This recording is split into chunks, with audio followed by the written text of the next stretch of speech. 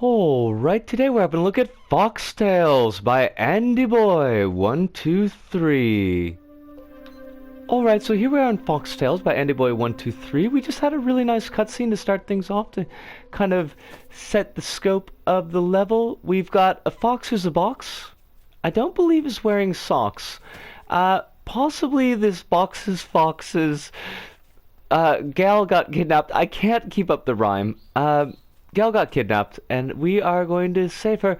Square is attack, L is move, X is jump. The trigger range on these is a little bit weird. L1 with your torch. Use your torch to brighten dark area or light a beacon. L1. Oh, we got a torch. Nifty. Health regenerates a short period of time, but you're not invincible. Good luck, adventurer. Misspelling of your there, but we're gonna let it go because we are not English teachers anymore. This is, it's very nice looking.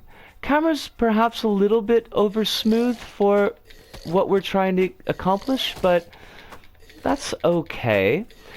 It's a very beefy enemy for our first run and encounter.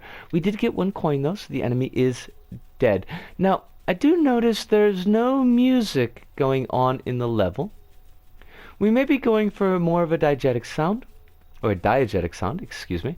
But it's very soft. Switches can only be activated with heavy weaponry. Yo, I'm as heavy as they come. I'm not very heavy, actually. We should probably go look for the heavy weaponry. Now, the title select page did mention that this is kind of a testy, demo-y type of level, looking at weapons logic and quest logic. So, there might not be very much for us to do. I'm hoping that there is stuff for us to do. Maybe we should be torching it up. Burn the place! Burn the witches, burn the witches. Don't take time to sew your stitches. Burn the witches, burn the witches. Yeah. We're totally gonna die. We didn't die. I like the little light effect on our swing. And I like the fact that we've got an overhead swing and a side swing. Even though I don't think it really does much or matter much to us. Oh, where did you come from, my friend? You beat all the goblins. Thanks. Now I get back to my training. Close. In fact, how about a race to that tree and back 2 laps? It's a bunny. We've got this. We've got this. I'm faster than you. Get out of the... Wait, no. Can I just beat you up? Do I not have a dash? I hope I... Did we trigger that lap? I'm not sure. Like, did the lap actually count? It would have been nice if we knew that we had to... Oh, this is where we're going. If we knew that we had to defeat all the gobos to actually move on with our lives, but... Oh, that's just 1 lap. Oh, okay, so we actually have to touch the tree. We got hosed. We got hosed, my friends. Crumbs. There doesn't seem to be a dash. I just did a weird little hop there, and I don't know why. Oh, gosh darn it. Is there no dash? I'm afraid to hit the O button in case we bounce out, like, with the imp. Hey, you're pretty quick. Misspelled. Take these boots to help you on your adventure. See you around, buddy. I don't want to... R2 with dashing. Ooh, nice. Yes. Oh, we totally dash. I don't want to harp on the spelling, but it is kind of a thing. There's an angry goose. Many goose are angry. Geese, even. That is a lot of health on our angry goose. That angry goose is going to kill the hell out of us. Hopefully, its, HP doesn't regenerate. Could we regenerate our HP? Oh, we're going to die. We done died? I mean, I said that with kind of angry shock, but we totally deserve to die. Excuse me? Is the rabbit fighting the goose? I thought there was another character up there, but it was just the goose. Wow! This goose is a complete chode. I said it. I shouldn't have said that, but I did, because it is. It was weird that the checkpoint was like way back at the very first checkpoint, but that's okay. We will not defeat this goose on the video because there's only 11 seconds left. Watch out, goose. I nice little detail, but the oh god. Oh, we killed the goose? We're gonna have to talk about this back at the hub, but we'll talk to you later, and we'll see you there. See yas!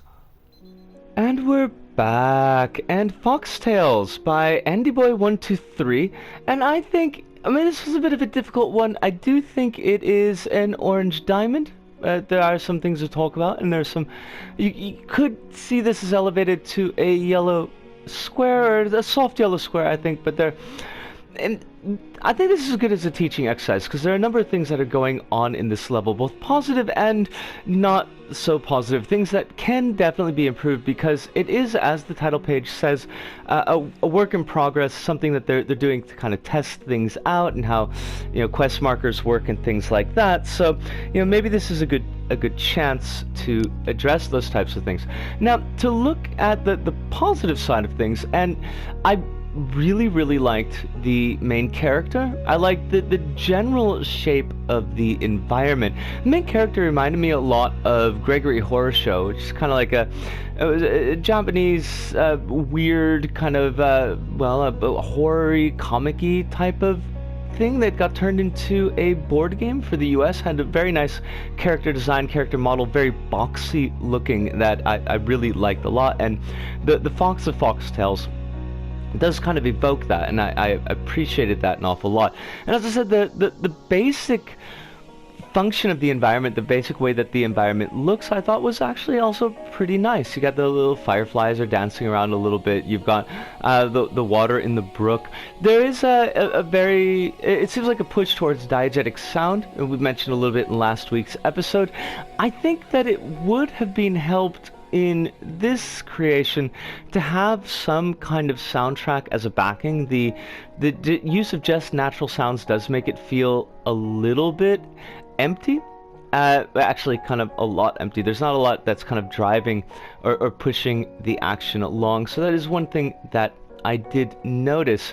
Now, what we've got are kind of three main areas. You've got your initial tutorial section where they're kind of, well, teaching you how the game's going to work and how your basic mechanics are going to work. I found it interesting that the learn how to dash subplot or sub thing didn't really trigger until we'd killed off all the zombies, we killed off all the goblins. And I think that if that's going to be gated behind something like killing these goblins, it might have been good to set something up initially, like clear this area out so that this character can escape or whatever, because I was just kind of ignoring those goblins for the most part to try to explore around. I didn't realize there was an unlockable bit there. You move through that, you kill the angry goose. I like the angry goose, I thought it was kind of cool. Something I noticed early on, and that continues to be a bit of an issue throughout the level, is hitboxes on attacks, and it's not always clear like how far your sword is going or how far enemy swords are going, and if you're going to be needing to dodge or not dodge. I found that a little bit complicated at times. It comes up a bit more later on. Once you get past the goose section and you're in that wider goblin woods, I think, no, we didn't quite see that actually in the video. We stopped right before that section. Now the goblin woods is kind of interesting. It's got our first questy quest, so to speak, and it's well, there's two of them. One is to light all of the bonfires, all of the torches in the area, and that will unlock a bomb for you. The second is to help a monkey by getting 20 coins that have been stolen from the monkey by goblins. Now, the light all the torches in the area, and I think that's it's kind of it's a good quest. It's an interesting quest. It's something that you kind of got to search things out for. I do think as an initial quest, though, that the number of torches is, there's really too many of them. I think there's maybe like 8 or 10 torches. I'd have to look at the video and actually count up the torches that we get, but it just feels like it kind of goes on and on and on. So that was one point that, you know, especially when we're doing initial quests in games and we're building difficulty, because this is an intro level, so to speak, that kind of to keep the number of quest points manageable, to keep them relatively small. 3s and 5s I find work really well where, like, get 5 objects isn't really that big, especially for an initial area. It's easy to contain in your mind, it's easy to kind of lock down, and you're like, okay, I'm done now, I've got these 5. To have like a bunch scattered out all over the place maybe would be better for something later in the game, especially when there's maybe a quicker way to travel through things. So we do that, and then we get the monkey's coins. The monkey coin quest isn't really a big deal. The goblins in that area, and all the goblins, will spawn over time, so you can just kill them and get the coins. You do need to do it a number of times, especially if you're dying. We're going to talk about dying in a moment, but it's doable. Now, once you move on from that area and you go into the goblins hideout, the Big Red's hideout, and this one was, it's hard to say. I like the look of the hideout. I think the hideout is really cool. It's got a very nice spiral staircase to it, which is nice. I found that the way that the cameras worked in there, that you still had full control over the camera, meant that I was often in sections, particularly in that staircase, where I couldn't really see where I was going. And I think that that would have been better off for Andy Boy to have kind of taken that control away from the character and made those into locked camera sections, so that there's always going to be a clear path, a clear area of view for the player to interact with, that they're not getting things blocked off by walls or other obstructions, that they can see what they're supposed to be doing. There are a couple of goblins that will spawn in that area, and even after they're killed, as we mentioned, that they do respawn, and that is a bit of a problem because there's a boss fight after that.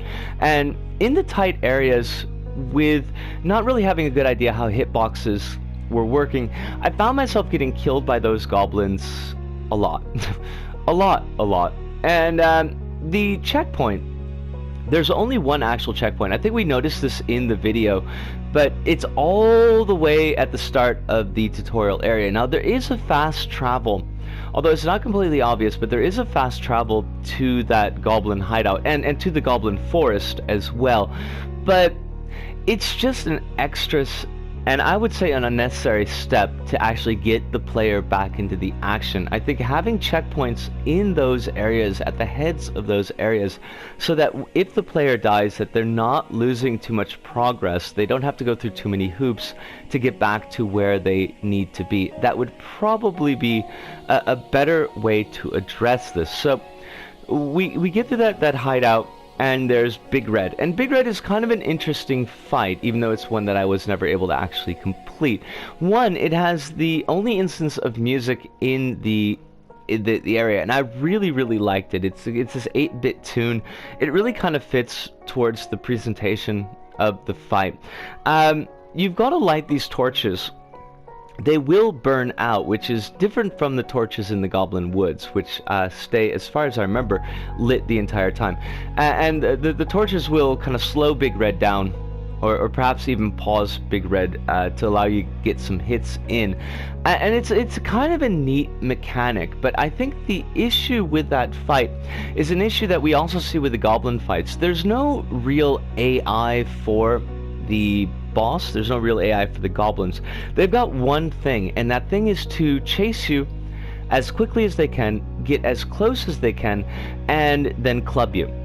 And that's really effective, because they're fast and they will be right on your heels. And with Big Red especially, because Big Red does multiple attacks in one clubbing session, it's really easy to get killed. And there's not like an attack pattern to learn, so to speak. It's not like Big Red will sidestep 3 times, do one swing, sidestep 3 times, do another swing. He's just on your back the entire time, and it's hard to get the space that you need to do those torches to actually slow him down and to kill him. And I kept on getting killed, and I kept on getting reset back all the way to the first point.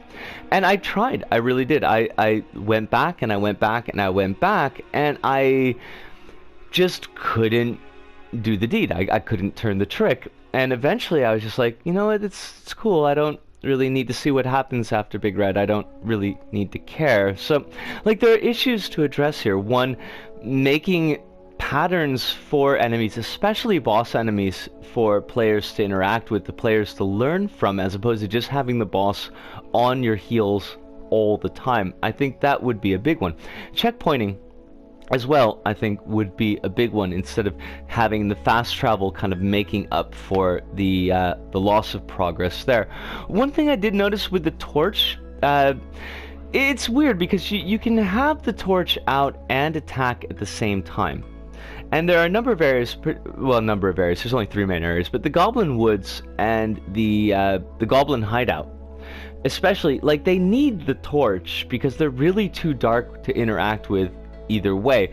So, to me, it seems like it would be better just to have the player, like the character model, immediately deploy the torch when things are dark enough, if the torch is not going to interact with or affect the attack animation. So, like, you kind of got it 2 ways. If it's torch or attack, then the player has to make a choice. Do I want increased visibility, or do I want to damage the enemies? And so actually having a toggle button for the torch, like the L1 button like we see here, makes a lot of sense because they're making that choice. If there's no real choice to be made, if the torch is not interrupting attacks or interfering with like other button inputs, then just having it on as an all the time thing, to me, seems to be a better choice. But that might just be me, and that might just be your mileage may vary. I did like this level, and I do think that there is a potential in this level, and I'd like to see Andy Boy expand upon what he's got going here, because it is kind of cool. It is kind of neat. I want to see, can we rescue our fox partner? I made the assumption, and it's a crappy assumption, that the fox partner was a girlfriend because there's a ribbon involved. And as for myself, you know, ribbons do tend to be gendered. That's why I try to wear one when it's possible. It's not always, because my only ribbon is on a pair of cat ears, which are not always appropriate or, you know, available because I listen to music at the same time. But that is really kind of separate. I'd like to see if we rescue our fox partner. I'd like to see more of this world. I'd like to see more polish done to this world, because I think that this could be a much better level. But I think that I probably nannered on about this more than enough.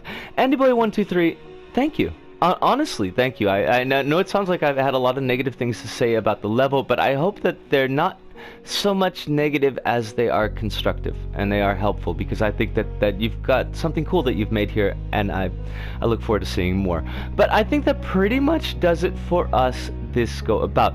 So from me, Disco, here in Osaka, to all of you out there wherever you may happen to be, thank you. Arigato, sayonara, see you, and ciao.